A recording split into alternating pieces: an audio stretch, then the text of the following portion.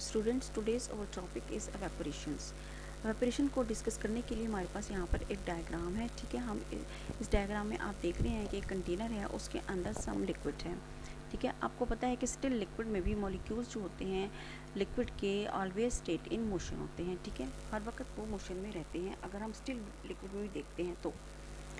अब यहाँ पर मॉलिक्यूल्स कुछ दिखाए गए हैं येलो कलर्स के, ठीक है। ये एरोस जो हैं उनकी मोशंस की डायरेक्शन को शो कर रहे हैं, क्योंकि कभी ये मॉलिक्यूल्स आपस में टकराते हैं, कभी ये कंटेनर्स की वॉल से टकराते हैं, तो इस तरह इनके दरमियान में ये रैंडम मोशन जो है वो स्टार्ट रहती है। अब मॉलिक्यूल्स के दरमियान में मोशन होने की वजह से इनके दरमियान काइनेटिक एनर्जी भी होती है। कुछ मॉलिक्यूल्स के दरमियान काइनेटिक एनर्जी बहुत ज़्यादा होती है, कुछ मॉलिक्यूल्स के दरमियान काइनेटिक एनर्जी कम होती है, और कुछ मॉलिक्यूल्स के दरमियान काइनेटिक एनर्जी बिल्कुल ही कम होती है, ठीक है। तो ये मॉलिक्यूल्स जिनके दरमियान काइनेटिक एनर्जी बहुत ज़्यादा होती है वो बिल्कुल सरफेस पे होते हैं, ठीक है। सरफेस पे आ जाते हैं, सरफेस पे आने के बाद इनकी काइनेटिक एनर्जी मज़ीद इंक्रीज़ होने की वजह से ये मॉलिक्यूल्स जो होते हैं सरफेस को छोड़ के एस्केप आउट हो जाते हैं और गैस फॉर्म में कन्वर्ट हो जाते हैं। इन मॉलिक्यूल्स का गैस फॉर्म में कन्वर्ट होना एवेपोरेशन कहलाता है, ठीक है। इससे कम एनर्जी वाले मॉलिक्यूल्स जो होते हैं वो सेंटर में होते हैं, और उससे कम एनर्जी वाले मॉलिक्यूल्स बिल्कुल बॉटम में होते हैं। अब ये नहीं कि इनके जो सरफेस पे जो मॉलिक्यूल्स से बस वो एक दफ़ा एवेपोरेट हो गए तो अब ये बाकी जो लिक्विड है वो एवेपोरेट नहीं होगा, नहीं। इनकी क्योंकि ये कंटिन्यूसली इन स्टेट मोशन होते हैं, इसलिए इनकी जो काइनेटिक एनर्जी है वो इंक्रीज़ होती जाती है। जब ये मॉलिक्यूल आपस में टकराते हैं तो इनकी एनर्जी जो है वो इंक्रीज़ होती है, फिर ये कंटेनर की वॉल से टकराते हैं, एनर्जी मज़ीद इंक्रीज़ होने के बाद फिर ये आपस में एक दूसरे से टकरा कर अपनी एनर्जी को इंक्रीज़ करते हैं और ये सरफेस पे आ जाते हैं, जहाँ से ये कुछ देर के बाद स्केप आउट हो जाते हैं in the form of gas. इस प्रोसेस को एवेपोरेशन कहते हैं, ठीक है।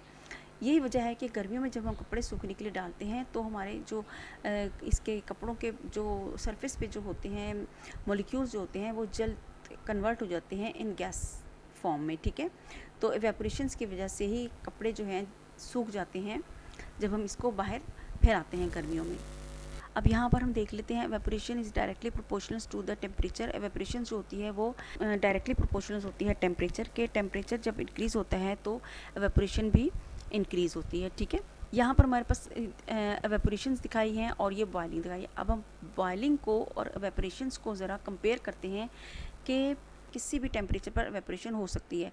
लाइक डिपेंड क्या होगा कि हीट को इंक्रीज़ करते हैं तो एवेपोरेशन जो है वो इंक्रीज़ हो जाती है, ठीक है।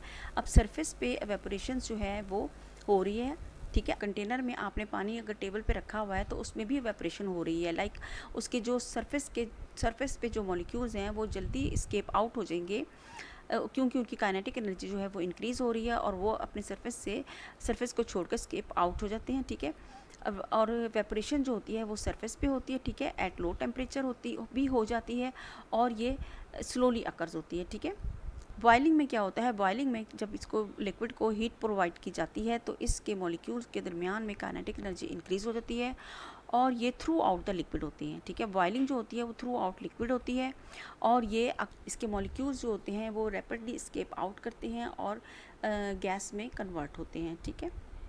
तो ये हमने पढ़ा आज क्या, evaporations the process of changing of a liquid into gas phase is called evaporations. It is a reverse to condensations in which gas change into liquid, जिसमें गैस जो है वो लिक्विड में कन्वर्ट होती है, इसको कंडेंसेशन कहते हैं। तो ये हमारा आज सिंपल सा टॉपिक था एवेपोरेशंस का, ठीक है। तो स्टूडेंट्स, अगर आपको ये मेरी वीडियो अच्छी लगी हो, लेक्चर पसंद आया हो तो आप इसको लाइक करें और सब्सक्राइब करें। Thank you.